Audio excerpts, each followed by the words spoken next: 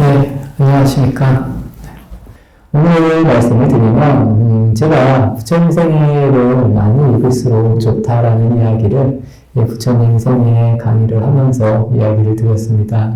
그래서 혹시 여유가 되신다면 집에서도 좀 이 부처님 생애 책을 저는 100번을 읽으시라고 이야기를 드렸는데, 다른 경전들, 경전 100번, 1000번, 1000번 읽는 것보다 이 부처님 생애책 읽는 게 저는 더 본인들에게 이익이 될 거라고 생각을 하고 있습니다. 그래서 금강경이나 기도하는 그런 경전들을 읽는 것도 분명히 좋으시지만 집에서 시간이 날 때 꾸준히 한번 이 부처님 생애를 읽으시면서 스스로가 좀 한번 이렇게 고뇌도 해보시고 사유도 이렇게 해보시면 이게 진짜 우리가 이 절에 다니는 불교를 믿는 의미구나 하는 것을 분명히 느끼실 날들이 올 거라는 겁니다. 이 책이라는 부분, 또 이 배움이라는 부분에 관해서 우리가 살면서 굉장히 많이 이 공부를 하는데, 특히나 이 수행이라는 측면은 넓게 보는 게 아니라 깊게 본다라고 이해를 하시면 좋을 것 같습니다. 그래서 제 개인적인 생각은 이 한 가지 책을 좀 꾸준히 읽는 이런 모습들이 본인들 수행에 있어서도 그렇고 본인의 삶을 이렇게 변화시킬 수 있는 그런 계기를 만드는 데는 훨씬 더 도움이 된다라고 말씀을 드리고 싶습니다. 예를 들어서 우리가 운동을 하는 것도 마찬가지고 밥을 먹는 것도 마찬가지입니다. 똑같은 일을 매일 한다는 겁니다. 똑같은 일을 매일 하면서 이 몸을 이렇게 잘 유지하면서 우리가 살아가는 모습이라고 이해를 하시면 좋을 것 같습니다. 그래서 수행도 마찬가지다. 그래서 내 모습을 좋은 방향으로 만들기 위해서는 넓게 보는 것도 중요하지만 깊게 보는 게 중요하다. 그래서 좀 여유가 되시면 꾸준히 이 부처님 생애 책을 읽으시기를 진심으로 발언하겠습니다. 오늘 시작할 내용이 339페이지 대화답다의 반역이라는 단락부터 시작을 하겠습니다. 339페이지입니다. 우선 이 대화답다의 반역, 이 대화답다라는 분은 석가족 출신이고 부처님의 사촌 동생입니다. 하지만 이 부처님과 다른 뜻을 먹고 이렇게 나중에 자기만의 교단을 만들기도 하고, 또 부처님을 지금은 이제 시에 부처님을 이렇게 죽이려고까지 하는 그런 마음을 먹은 어찌 보면 부처님의 제자일 수도 있고 부처님의 사촌 동생일 수도 있는데, 이 사람의 시기심으로 인해서 부처님에게까지 이런 마음을 내신 그런 분, 대화답다의 이야기가 오늘 이야기 시작하도록 하겠습니다. 이 나라라국의 빈비사라 왕이 이 부처님께 중문정사를 바쳐서 부처님이 그곳에 늘 오래 머물기를 바랬습니다. 하지만 부처님께서는 그런 안락하고 편안한 그런 장소에 오래 머물지 않으시고, 우기가 끝나면 또 다른 곳을 떠나서 끝없는 이 전법의 여행을 이렇게 다니셨다는 겁니다. 하지만 이 대화답다는 이 깨끗한 장소, 또 연못이 있고, 또 빈비사라 왕의 후원이 끊어지지 않는 이 중문정사에서 떠나지 않았다는 겁니다. 그래서 이 중문정사 라자가에서 이 대화답다의 명성이 대단했다는 겁니다. 한때는 이 대화답다를 사리푸타 역시 신통과 위력이 굉장히 뛰어난 비구다라고 이야기할 정도로 이 라자가 그 중문정사에서 이 대화답다의 칭찬이 굉장히 했다는 겁니다. 처음으로 돌아가서 부처님께서는 늘 안주를 하지 않으셨다는 겁니다. 편한 생활을 늘 할 수 있었지만, 우리가 지나면 편한 곳을 떠나서 또 이렇게 끊임없이 전법의 여행을 떠나신, 그래서 어느 한 곳에 아니면 좋은 곳에 이렇게 머물지 않으시면서 끊임없는 이 어떻게 보면 이 전법, 이 여행, 이런 부분을, 물과 같이 사신 부분이 아닐까 싶습니다. 그래서 걸리지 않고 안주하지 않으면서 늘 새로운 곳, 아니면 어려운 곳을 이렇게 찾아다니시면서 많은 불자들을 포교하고 사람들을 만나는 그런 비구의 삶을 사셨다는 겁니다. 하지만 대조적으로 이 대화다따라는 분은 깨끗하고 또 존경을 받는 그런 삶을 좋아했기 때문에 이런 식으로 부처님의 모습을 따라가는 것이 아니라 한 군데에 안주하면서 편안한 삶을 이렇게 살았다는 겁니다. 이 대화다따라는 분도 당연히 두뇌도 굉장히 명석했고 또 언변이나 사교성, 그래서 조금 전에 말씀드린 것과 같이 이 라자가에서 굉장히 많은 사람들에게 이렇게 칭찬을 받았다는 겁니다. 거기에 이 빈비사라 왕과 이 외대이라는 왕비 사이에서 태어난 왕자 아자타사투라는 왕자의 스승이 되어서 이 아자타사투 왕이 이 왕자가 태자가 되었고 또 나중에는 이 분이 본인의 아버지를 어찌 보면 죽이고 본인이 이 왕이 됩니다. 그러므로 인해서 이 대화다따의 위상까지도 같이 굉장히 높아졌다라고 이해를 해주시면 좋을 것 같습니다. 그래서 이 339페이지 한 밑에서 7번째 줄에 보시면 대화다따는 자기를 따르는 이들에게만 공양과 물품을 공급함으로써 새로운 무리를 형성하게 되었다. 맛있는 음식과 좋은 가사에 끌려 승가 안에도 대화다따를 따르는 이들이 나날이 늘어갔다. 부처님은 그런 대화다따의 무리와 대화다따를 부러워하는 비구를 두고 항상 말씀하셨다. 비구들이여 많은 보시와 드넓은 원성은 수행자에게 타오르는 불과 같다. 불이란 좋은 이익도 가져오지만 조금만 소홀히 하면 감당하기 힘든 재앙을 불러온다.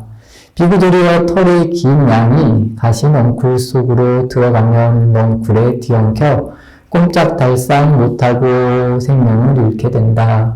그와 같이 많은 보시와 드넓은 원성을 탐하는 비구는 들어가는 마을과 도시에서 신자들과 뒤엉켜 비구의 법을 잃게 된다. 바나나 나무가 많은 열매를 맺으면 말라 죽듯 감당하기 힘든 공양과 명성은 자신을 죽이는 것이다. 좋은 공덕을 무너뜨리는 것이다. 이렇게 말씀을 하셨다는 겁니다. 이 대화다따와 대화다따를 따르는 이 많은 승려들이 보시와 이 명성을 좋아하고 하니까 부처님께서는 그런 부분을 털이 긴 양이 가시 넝쿨 속에 들어가서 이 넝쿨에 이 털이 이렇게 다 엮여서 나올 수 없어서 이렇게 생명을 잃는 것, 그리고 수행을 하는 비구, 우리 수행자의 모습도 너무 내가 많은 보시와 이 명성을 탐해버리면 그거에 묻혀서 이 진정한 우리의 저의 마음을 잃어버리고 이 좋은 공덕, 스스로의 공덕을 무너뜨리는 일이 된다라고 이렇게 말씀을 하시는 겁니다.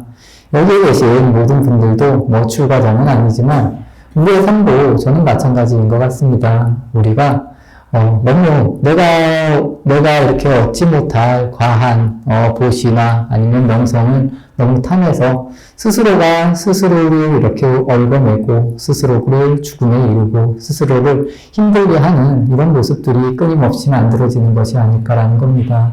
그렇기 때문에 본인의 상태, 또 내가 할 수 있는 일, 또 내가 가질 수 있는 것, 이런 것에 대해서 좀 명확히 또 너무 과하게 욕심을 내므로 인해서 우리 스스로를 망치는 그런 모습을 만들지 말라라는 것이 이 부처님의 이야기입니다.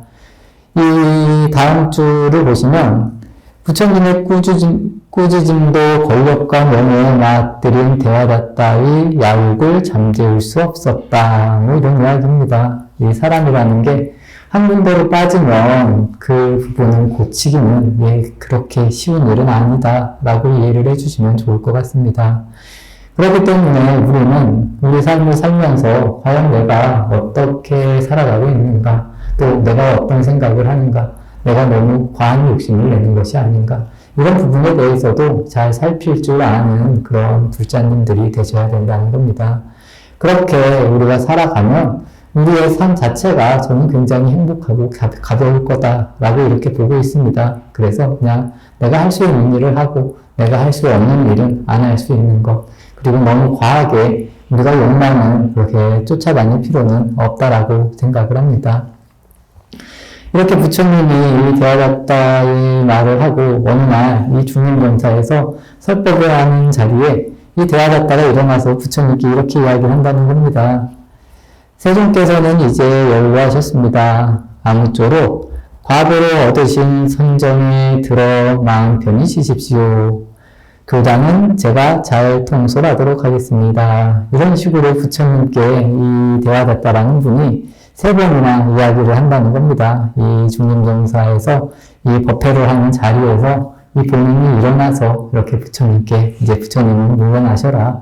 제가 교단을 이끌어 나가겠다라고 이렇게 이야기를 3번을 하셨다는 겁니다. 부처님은 대체적으로 보면 처음에 이야기를 하면 대체적으로 대답을 안 하십니다. 그리고 대답할 필요가 없는 대답에 한해서는 대답을 잘 안 하십니다. 그리고 굳이 구태여 이렇게 부딪히는 자리에는 또 그 자리를 피하시기도 한다는 겁니다.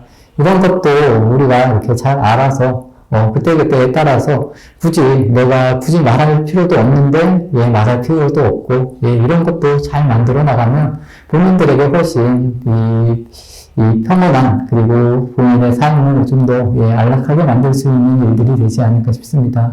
조금만 누가 말을 뭐라고 하면 그냥 말 안 하고 그냥 가도 되는데 그런 부분을 가지고 이렇게 따지고 이게 맞다 저게 맞다 이렇게 분별을 하는 부분은 그렇게 좋은 방향성이 아니다. 하지만 여기서도 말한 거와 같이 이런 자리에서 이제 3번을 말하니까 이제 부처님께서도 이야기를 하신다는 겁니다. 340페이지 밑에서 2번째 줄에 보시면 이제 부처님께서 대화답다에게 이야기를 합니다. 대화답다, 나는 사리푸tta나 마하모갈라나에게조차 교단의 통솔을 맡기지 않고 있다. 너처럼 다른 이가 뱉어버린 가르침을 주어 삼키는 이에게 어찌 교단을 맡길 수 있겠는가? 부처님은 이렇게 이야기를 하십니다. 너처럼 이 다른 이가 뱉어버린 가르침을 주어서 삼키는 이에게 어찌 교단을 맡길 수 있겠는가? 이렇게 아주 강하게 이야기를 하시는 겁니다. 대체적으로 저희가 이렇게 이야기를 합니다. 이 수행에 있어서도 그렇고 우리가 삶을 살아갈 때 우리가 내가 내 생각으로 하는 것도 아니고 다른 사람이 이야기하는 걸 가지고 이 이야기를 내가 연결해서 이렇게 사용하는 것 아니까 그런 부분을 이제 부처님께서 이렇게 이야기를 합니다. 나는 공부가 되지도 않았는데 어찌 보면 부처님을 가지고 이 대화받다가 이 살아가는 모습을 빗대어서 이렇게 이야기한 것이다 라고 이해를 하시면 좋을 것 같습니다.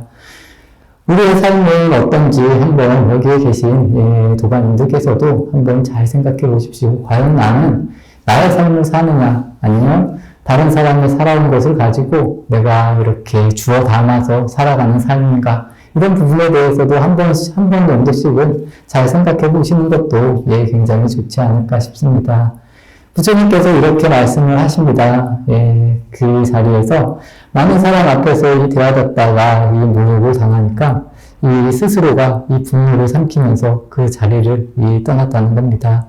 그리고 이제 그 후에 아까 제가 말씀드린 빈비사라 왕의 이 왕자인 아자타사투 왕자가 아버지 이 빈비사라 왕을 폐위시키고 본인이 이제 왕위에 오릅니다. 그 아버지를 이제 죽이고 이제 왕자가 이렇게 왕위에 오르는 겁니다. 거기서 이제 이 대화받다가 이 왕자 아자타사투 왕의 이 스승이었습니다. 그래서 이 대화받다가 이 대왕이 된 그 아자타사투 왕을 찾아가서 이 당신이 왕이 되었으니까 소원을 이루었지만 본인은 이제 소원을 이루지 못했다라고 이렇게 이야기를 하면서 이 아자타사투 왕의 지원을 받아서 이제 부처님을 시해할 이제 계획을 이렇게 세웠다는 겁니다. 그리고 세 가지를 가지고 이제 부처님을 이렇게 시해하려고 이 대화받다가 합니다. 첫 번째는 이 왕과 아자타사투 왕과 이렇게 함께 이렇게 지원을 받아서 이 궁수들을 파견해서 이 부처님이 이렇게 걸어가는 길에서 부처님을 이렇게 시해를 하려고 하는데 그 궁수들이 이 부처님께 감화가 됨으로써 그 길이 이제 그 일이 수포로 돌아갔다는 겁니다. 그리고 이제 두 번째는 산마루에서 기다렸다가 큰 바위를 굴렸다는 겁니다. 부처님이 이렇게 이제 걸어가고 있는 길에다. 근데 그 바위가 산산조각은 아닌데 한 조각이 이 부처님의 발을 이렇게 크게 다치게 했다. 뭐 그래서 이 다행히 이 의사 지와가라는 분이 부처님의 이 다친 발을 잘 치료를 해줬다고는 하는데 341페이지 밑에서 다섯 번째 줄에 보시면, 그, 부처님 의사였던 이 지와카라는 분이 부처님께 이렇게 묻는다는 겁니다. 부처님 통증이 심하지는 않으셨습니까? 라고 이렇게 물어보니까, 부처님께서 지와카, 나 열애는 윤회라는 긴긴 여행의 종착점에 도착했느니라. 모든 번뇌와 방해와 핍박에서 벗어났느니라. 그러나, 나 열애도 마음속에 뜨거운 번뇌는 모두 소멸했지만 몸의 고통만큼은 어쩔 수 없구나 라고 이렇게 부처님께서도 이야기를 하신다는 겁니다. 부처님께서도 인간의 모습이기 때문에 또 인간이기 때문에 또 인간적인 이런 이야기를 하십니다. 우리가 이 수행을 하고 깨달음을 얻으면 뭐 아픔이 없다, 고통이 없다 라고 이렇게 이야기를 하는 경우들도 있지만 저는 절대 그렇지 않다고 생각을 합니다. 그리고 부처님께서도 이렇게 이야기를 하셨다는 겁니다. 우리가 육신을 가지고 있기 때문에 이 육신은 끊임없이 아프다는 겁니다. 그런 것을 바르게 알고 우리가 이 공부를 통해서 신통을 얻어서 공부가 잘 되면 아픔도 없다라고 이렇게 이야기하는 분들도 가끔은 있지만 절대로 그렇지 않은 것. 그리고 이 부처님은 이런 것에 걸리지 않는다는 것.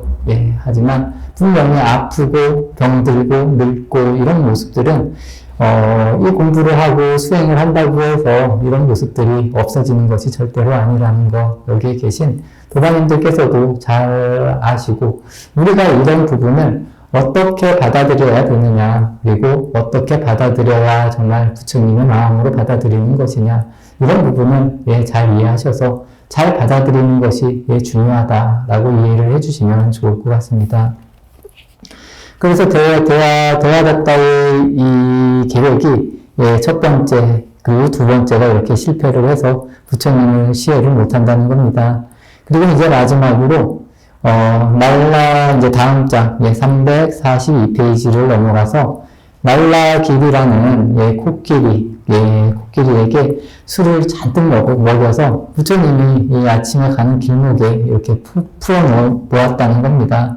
하지만 그 코끼리마저도 술을 먹은 코끼리마저도 이 부처님께 이렇게 감화가 돼서 부처님 앞에 가서 이렇게 무릎을 꿇고 또 그런 모습을 보고 주변의 사람들, 백성들도 오히려 부처님을 더 환호하고 이런 모습을 보였다는 겁니다.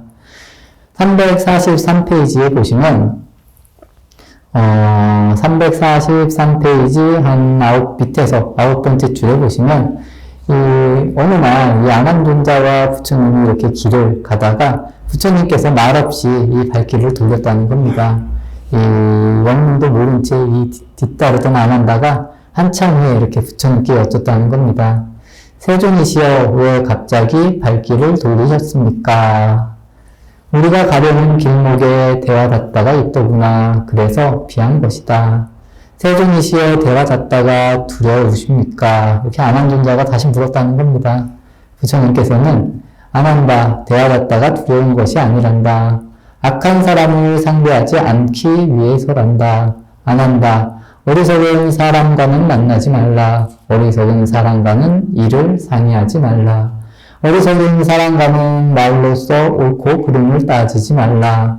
어리석은 사람은 하는 짓마다 법받지 못하단다. 이렇게 이야기를 해주셨다는 겁니다. 그래서 부처님께서 악한 사람을 상대하지도 않고 또 어리석은 사람과 만나지도 말고 또 어리석은 사람과 일을 상의하지도 말고 또 어리석은 사람들과는 이 말로써 옳고 그름을 따질 필요가 없다라고 이렇게 이야기를 하십니다. 그래서 굳이 만날 필요가 없다는 것, 이런 것도 저는 우리가 살면서, 우리 삶에도 굉장히 필요한 그런 부분들이 아닐까 싶습니다. 이 도방이 중요하다라고 이야기를 굉장히 많이 합니다. 우리가 살면서 가장 중요한 것 중에 하나가 저는 이 사람이 아닐까 싶습니다. 우리 주변에 있는 사람, 또 내가 어떤 사람들을 만나느냐, 또 어떤 사람들과 친하게 지내느냐, 어느 곳에 가서 이렇게 사람들을 만나고 함께 하느냐, 이런 부분에 따라서 우리의 삶이 바뀔 수 있다는 겁니다. 나쁜 곳에서 이렇게 살게 되면 당연히 내 삶 자체가 안 좋은 방향으로 흐를 수도 있고, 또 좋은 곳에서 좋은 사람들과 지내면 나는 크게 열심히 안 해도 같이 좋아지는 그런 경우들도 굉장히 많다는 겁니다. 그렇기 때문에 내 자체가 내가 정말 바른 눈으로 이 삶을 그리고 사람들을 이렇게 바라볼 수 있는 그런 마음을 만드는 것이 굉장히 중요하다라고 저는 생각을 합니다. 344페이지입니다. 그럼에도 불구하고 이제 대화했다가 부처님을 3번이나 이렇게 시해를 하려고 하고 또 마지막에 이제 부처님이 본인을 만나지도 않고 그랬는데도 대화자단이 끝까지 자신의 허물을 뉘우치지 않았다는 겁니다. 그리고 나중에는 이 승가의 분열을 조장하여서 이제 대화자다와 뜻이 맞는 여러 사람들과 같이 수행자라면 반드시 이 고행을 생활해야 된다라는 그런 주장을 펴면서 이 자기가 스스로 승가, 별도의 승가를 이렇게 만들었다라고 서원을 했다는 겁니다. 그래서 가야, 이 새로 출간 또 비구 500명을 이끌고 이 대화다다는 그들을 이끌고 이제 가야산으로 들어가서 이 별도의 승가를 이렇게 선언했다라는 그런 이야기입니다. 부처님께서 그 이야기를 들으시고 이 형식적으로 이 고행이 열반의 길에 도움이 되지 않음을 지적해 주시고 이 사리불과 마하모갈라나에게 이 대화다다를 따라간 500명의 새내기 비구들을 이렇게 데려오라고 명을 하셨다는 겁니다. 이 형식적인 고행이라는 이야기가 나옵니다. 이 우리가 형식적으로 많이 수행을 해야 하고 또 형식적인 모습으로 살아가는 것 자체가 어찌 보면 이 열반 수행의 길에는 도움이 되지 않는다는 것. 그래서 이 기도도 그렇고 저도 그렇게 생각을 합니다. 이 수행도 내가 정말 진실하고 좀 간절한 마음을 일으키면서 해야지 분명히 좋은 길로 또 좋은 모습으로 바뀔 수 있다라는 겁니다. 우선 그런 게 잘 안 되면 당연히 형식적인 부분도 필요할 수는 있지만 이 형식이라는 거에 너무 묶여서 오히려 스스로를 망칠 수 있는 길들이 생긴다는 겁니다. 이 좌선 수행을 하는 것도 마찬가지입니다. 이 기도도 하다 보면 욕심이 생깁니다. 당연히 사람이라는 게 좌선도 마찬가지고 공부도 마찬가지고 우리가 욕심이 생긴다는 겁니다. 그래서 더 많이 해야지, 더 잘해야지 하는 이런 생각들이 끊임없이 생긴다는 겁니다. 이런 부분이 생겨서 우리가 형식적으로 더 많이 해야지 이렇게 됐을 때 스스로에게 안 좋은, 어찌 보면 도구로 작용할 수도 있다는 것, 이런 부분들을 잘 아셔야 된다는 겁니다. 자연스럽게, 그리고 내가 정말 진실한 마음으로 하고 싶어서 자연스럽게 되는 것이 중요한 것이지 너무 억지로, 모든 일을 억지로 하려고 하면 분명히 그 부작용이 크다라는 겁니다.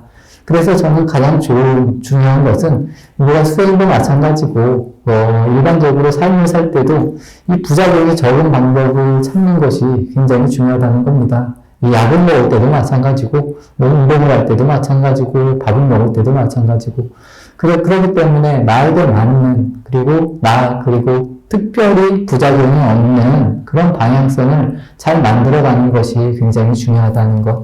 그래서 부처님께서도 이 대다다다가 말한 이 형식적인 고행, 이런 형식적인 고행의 생활은 이 열반 수행을 하는 아니면 깨달음의 길에 크게 도움이 되지 않는다라고 이렇게 지적을 하셨다는 것, 이런 점들도 잘 알아들으셔서 이 수행이라는 것이 우리의 삶하고 저는 일치가 돼야 된다고 생각을 합니다. 그렇기 때문에 우리 삶도 마찬가지입니다. 우리가 너무 형식적으로 형식에 얽매여서 사는 것보다 그냥 내 몸이 편한 쪽 아니면 자연스러운 쪽 그리고 잘 되는 쪽으로 이렇게 맞춰 나가는 것이 좋을 것 같습니다.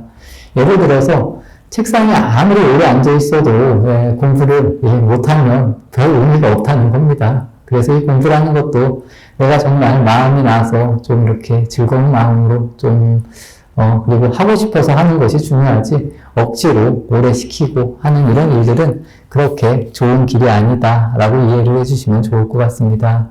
그래서 이 사리푸타와 이 마하모갈라나가 조금 전에 데와다tta가 만든 그 승가, 그리고 승가를 찾아가서 새로 출가한 이 500명의 비구들을 데리고 이렇게 다시 부처님께 돌아왔다는 겁니다. 처음에 이제 데와다tta는 이 사리불과 목갈라나 존자가 와서 이제 자기와 같이 이렇게 뜻을 함께 하는 걸로 알고 기뻐했는데 나중에 이 데와다tta가 잠을 자고 일어난 사이에 모든 그 새로운 비구들이 다시 이분들의 말을 듣고 부처님한테 이렇게 갔다라고 이해를 해주시면 좋을 것 같습니다. 345페이지 네 번째 줄에 보시면 부처님께서 이렇게 새로 돌아온 이 비구들에게 이렇게 꾸짖었다는 겁니다. 사악한 사람들과 가까이 하지 말고 지혜로운 사람과 가까이 하라. 사람이 본래 악한 것은 아니지만 악인을 가까이 하면 훗날 그 악명이 천하에 퍼지게 되리라. 이런 이야기를 하십니다. 부처님께서도 사람이 본래 악한 것은 분명히 아니라고 말씀을 하셨습니다. 하지만 우리가 어떤 사람과 또 내가 어떤 것을 좋아하느냐에 따라서 이렇게 바뀌어질 수 있다. 우리의 삶이 그렇게 이해를 하시면 좋을 것 같습니다. 그래서 우리는 보다 더 좋은 사람들, 또 좋은 일을 하기 위해서 이렇게 좀 열심히 노력하고 이렇게 지혜롭게 살아가는 모습들이 분명히 좋지 않을까라는 생각입니다.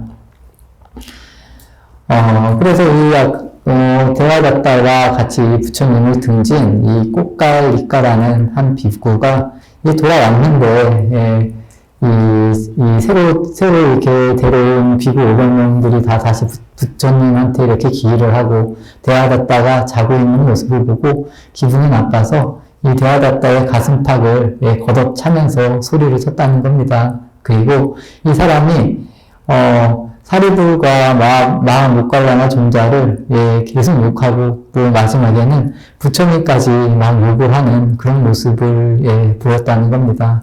그런데 그렇게 욕을 하고 불만을 터뜨린 그 비구는 이 꽃갈리나라는 사람은 나중에 그런 이야기를 하고 온몸에 부스럼이 생겨서 이렇게 피를 흘리면서 점점 죽어갔다라고 그렇게 이야기가 됩니다.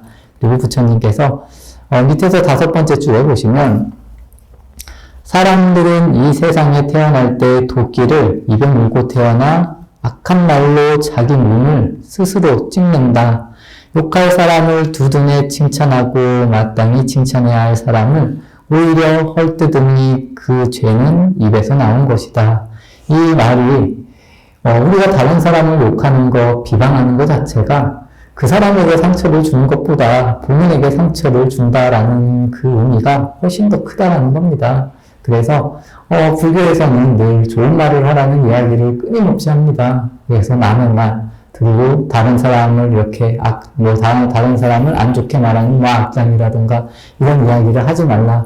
이 화살이 다른 사람에게 가는 것이 아니라 다 나에게 온다. 그래서 여기 이 꽃갈리까라는 비구도 그렇게 본인이 이 분함을 막 이야기하다가 스스로가 이렇게 죽음에 드는 그런 모습을 부처님께서도 이렇게 이야기를 하셨다는 겁니다.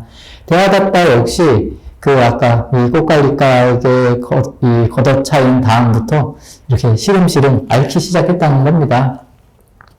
그래서 이제 본인이 이제 병석에 눕고 나서야 이제 비로소 자신의 이 잘못을 뉘우치게 되었다.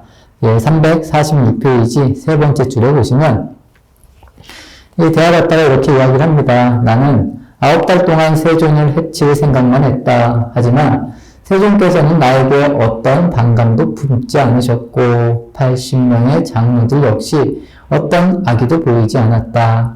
세종과 장로들에게 버림받고 우바세와 친족들에게 버림받은 외로운 처지가 된 것은 다 나의 잘못이다. 이제 세종께 찾아가 나의 잘못을 참여하리라. 이렇게 이야기를 합니다.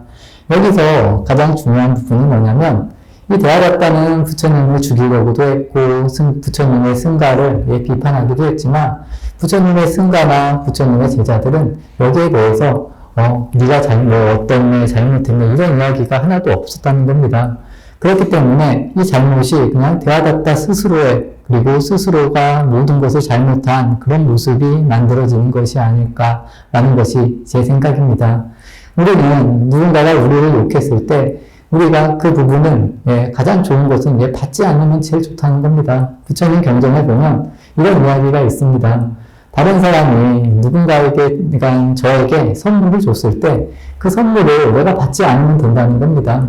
이게 선물이라는 부분도 있지만 다른 사람이 나를 비방한다거나 욕을 하고 제 이야기를 한다고 했을 때 제가 그 부분을 받지 않으면은 그 부분은 그 사람의 몫이라는 겁니다. 그래서 저는 그렇게 생각을 합니다. 이 뒤에서 욕을 하고 뒤에서 저를 험담하고 이런 거에 대해서는 굳이 신경을 하나도 안 쓰셔도 된다는 겁니다. 여기에 계신 모든 도반님들도 누군가가 나를 뒤에서 어떻고 저떻고 말하는 이런 거에 대해서는 굳이 크게 신경 쓸 것이 없다라는 겁니다. 내가 정말 정직하고 당당하게 살 수 있으면 그런 부분에 대해서는 하나도 신경을 쓰지 않으시면 좋을 것 같습니다. 그 대신 정말 내 허물을 가까이에서 이렇게 지적해주는 분들은 정말 고마운 도반들이다. 이렇게 이해를 해주시면서 살아가면 우리 삶이 훨씬 더 좋고 당당해질 수 있다는 것. 그 대신 제가 처음 말씀드린 것과 같이 내 스스로가 당당하고 정직하게 살 수 있는 그 길을 만드는 것이 굉장히 중요하다는 겁니다. 그렇게 되면 정말로 주변에서 오는 그런 나를 시기하는 소리나 이런 거에 대해서는 나는 한 걸음 이렇게 벗어나서 살 수 있는 모습을 만들어갈 수 있다는 것. 그래서 도반님들께서도 꼭 이러한 모습을 잘 실천하고 만드시기를 발언하겠습니다. 이렇게 대하đạt 참여를 하고 이제 부처님을 만나러 가는데 끝까지 부처님을 만나러 뵙지 못하고 이 부처님을 만나러 가는 길에서 책에 나온 거고 땅이 갈라져서 바로 지옥으로 들어갔다 이렇게 나오면서 이 대하đạt 반역이라는 부분이 끝이 납니다. 우리도 과연 어떤 마음으로 사느냐, 그리고 나도 과연 이런 대하đạt 같은 마음으로 또 이런 마음이 일어나지 않느냐 이런 부분에 대해서 한번 잘 이렇게 살펴보시면 좋을 것 같습니다. 다음 단락입니다. 오늘은 이제 다음 단락까지 하고 끝내도록 하겠습니다. 제가 아까도 말씀드렸습니다. 다음 단락은 아자타 사투의 참회라고 이렇게 나옵니다. 이 아자타 사투라는 이 왕은 자기 아버지를 죽이고 이제 본인이 왕이 됩니다. 자기 아버지가 부처님과 굉장히 친한 그리고 부처님을 기유한 그런 분, 빈비사라 왕이라는 분이었는데 그 분은 또 본인이 왕위를 갖고 싶어서 자기 아버지를 죽이고 이렇게 왕이 되었고 또 조금 전에도 말씀드린 것과 같이 대하đạt 이 제자였기 때문에 이 대하đạt 굉장히 이렇게 공양도 잘하고 이렇게 모시고 또 부처님을 함께 시해를 하려고 이렇게 한 분이기도 했다는 겁니다. 이분이 과연 어떻게 될지 한번 이야기하도록 하겠습니다. 빈비사라 왕이 이 폐위를 둘러싸고 이 궁전이 좀 이렇게 어수선했던 것 같습니다. 하지만 이 아자타 사투도 자기 이 아들이 태어나서 얼마나 이 자기 아들이 사랑스러우면 이 사람들을 이렇게 아들이 태어났다고 여러 대신들을 모인 이런 자리에서 그 자신의 어머니인 이 외대이라는 사람만 이 마음을 아파하고 있었다. 이렇게 이해를 해주시면 좋을 것 같습니다. 347페이지 밑에서 5번째 줄에 보시면 아자타 사투는 부왕을 폐위시키고 감옥에 유폐시키고 그것도 모자라 물과 음식을 주지 않았던 것이다. 그러던 남편을 살려보겠다고 꿀에 갠 곡물을 몸에 바르고 감옥을 드나드는 이 외대위의 발걸음마저 맞고 찌는 더위 속에서 목마름과 굶주림에 지쳐 죽게 만든 장본인이 바로 자신이었던 것이다. 아자타사투는 긴 한숨을 쉬었다. 당연히 자기 아버지를 죽였으니까 자기 어머니도 자기에 대한 마음이 당연히 좋았을 리가 없었던 것 같습니다. 그래서 어머니 앞에서 자기 아들이 예쁘다고 막 자꾸 이렇게 이야기를 하는데 어머니 입장에서는 그게 뭐 기분이 좋았을 리가 없었을 것 같습니다. 근데 또 역으로 이렇게 물어본다는 겁니다. 제가 태어났을 때도 자기 아버지도 저처럼 기뻐하셨냐라고 이렇게 물었을 때 이 어머니는 말없이 눈물을 흘렸다. 참 친족들이 이 떠들썩한 웃음이 멈추고 당연히 무거운 침묵이 오래도록 이 궁전을 휘감고 눈물이 그친 외대위가 이 어머니가 애써 웃음을 지어 보였다는 겁니다. 참 이 상상만 해도 어찌 보면 우리 일반적인 세상의 사람들 입장에서는 잘 이해가 안 되지만 이 왕이나 이런 걸로 통해서 자기 아버지도 죽이고 뭐 자식도 죽이기도 하고 이런 일들이 참 이 권력이나 이 욕망, 인간의 욕망은 이런 것을 전혀 참 어찌 보면 이 욕망을 버리기가 쉬운 일이 아닌 것 같습니다. 그래서 이제 자기 아버지도 자기를 엄청나게 사랑했다라는 그런 걸 알면서 어머니 앞에서 주저앉아서 통곡을 하면서 이 아들이 어머니께 잘못했다라고 이렇게 참회를 한다는 겁니다. 그날 이후로 이 아자타사투는 도무지 잠을 이룰 수 없었다는 겁니다. 349페이지 중간쯤 보시면 눈이 감기만 하면 온몸을 송곳으로 찌르는 통증이 기다렸다는 듯 엄습했다. 낱마디 신경이 날카로워져 만사에 짜증이 났고 사소한 일에도 분노를 참지 못했다. 쥐약가가 백방으로 약을 써보았지만 소용없었다. 결국 쥐약가도 치료를 포기하였다. 이제 어머니께 이렇게 참여를 하고 나서 이 아자타사투 왕도 잠도 잘 수 없고 그리고 몸도 아프고 몸이 아프니까 신경이 날카로워져서 짜증도 나고 분노도 나고 이 모습이 이 부처님과 이 일반 중생들의 차이점이라고 이해를 해주시면 좋을 것 같습니다. 부처님도 분명히 제가 아까 말씀드린 것과 같이 몸이 아프다고 말씀을 드렸습니다. 몸이 아프지만 부처님은 짜증을 내지 않습니다. 그리고 몸이 아프고 또 몸이 아프다고 해서 사소한 일에 분노도 내지 않습니다. 이런 부분이 부처님과 이 중생의 다른 점이라고 이렇게 이해를 해주시면 좋을 것 같습니다. 그래서 나라의 가장 큰 이 왕이신 나라의 가장 큰 최고 의사도 이 병을 치료하지 못했다는 겁니다. 349페이지 밑에서 두 번째 줄에 보시면 그 왕국의 최고의 의사께서 이 부처님을 만나보라고 이야기를 하는 부처님을 만나라고 이야기를 이렇게 하는 대목입니다. 아자타사투 왕은 고개를 돌렸다. 아버지 빈비사라 왕의 덧없는 벗으로서 자기에게도 위협적 존재였던 부처님이었다. 그래서 한때 대화다tta와 무의에 살해하려고까지 했던 것이었다. 이렇게 이야기가 나옵니다. 부처님은 이 자기가 이제 부처님을 이렇게 시에 살해를 하려고까지 했는데 그 지화가라는 의사는 이 부처님을 찾아가서 한번 이 고통을 호소하고 또 이렇게 부처님을 만나면 반드시 병을 고칠 수 있을 것이다 라고 이야기를 하니까 이 왕의 입장에서도 내가 어떻게 부처님을 찾아뵙나 라고 이렇게 이야기를 하는 이런 대목입니다. 하지만 끝까지 이 지화가라는 선왕이 이 이야기를 계속합니다. 아자타사투 왕에게 부처님을 찾아뵈라고 이야기를 해서 이제 부처님을 만나러 이 마가다국의 이 왕인 아자타사투 왕이 이제 떠나는 길입니다.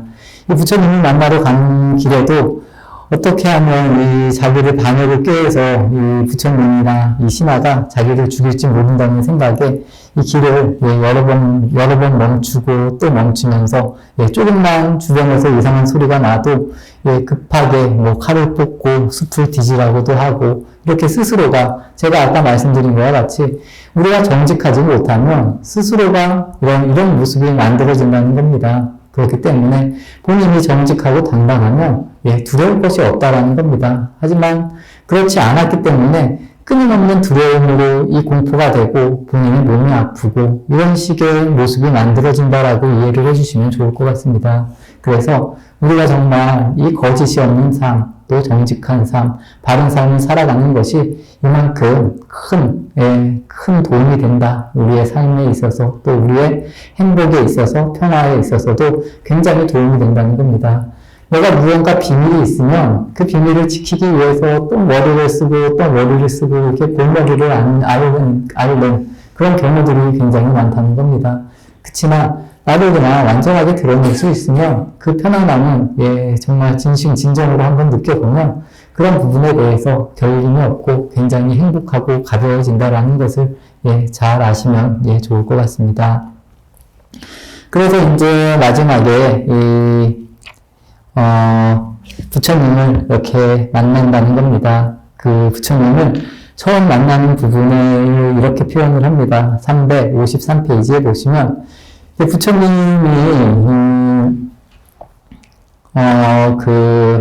그 사자자에 앉은 이 부처님의 모습을 보고 이 아자타사투 왕도 입에서 자기도 모르게 탄성이 흘러나왔다는 겁니다.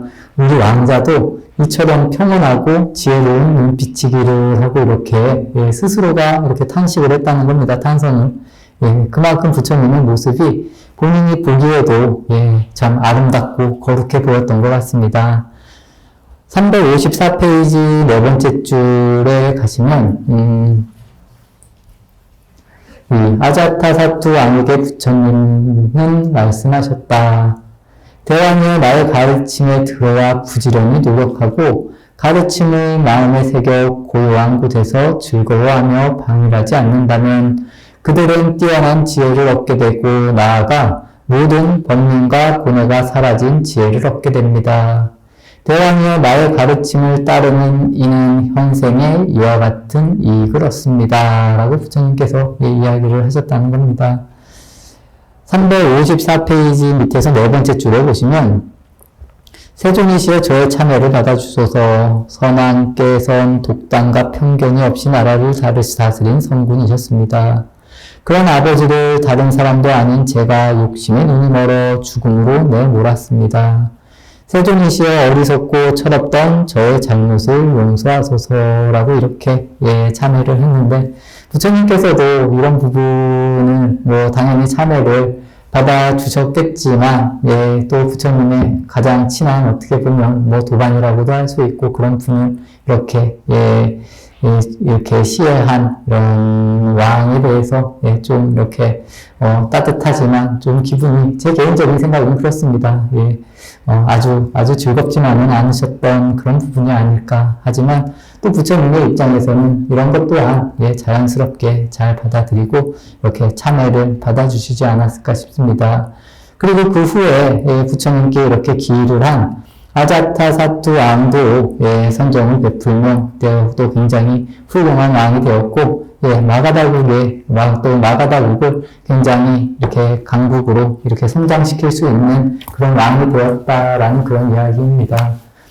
우리가 살면서 여러 가지 일들을 많이 겪습니다. 여기 이렇게 책에서 나온 이런 극단적인 일은 아닐 수 있지만 우리도 살면서 이런 일들을 내 주변에서 또 가까이에서 충분히 겪고 있다라고 저는 생각을 합니다. 내가 어떻게 정말 지혜롭게 이런 것을 잘 받아들이고 이렇게 소통을 통해서 아니면 내가 이 부처님 법이나 아니면 정직한 바른 삶을 통해서 이렇게 잘 극복해 나갈 수 있는 것이 어찌 보면 본인의 삶이기도 하고 저는 수행이다라고도 이렇게 이야기를 드리고 싶습니다.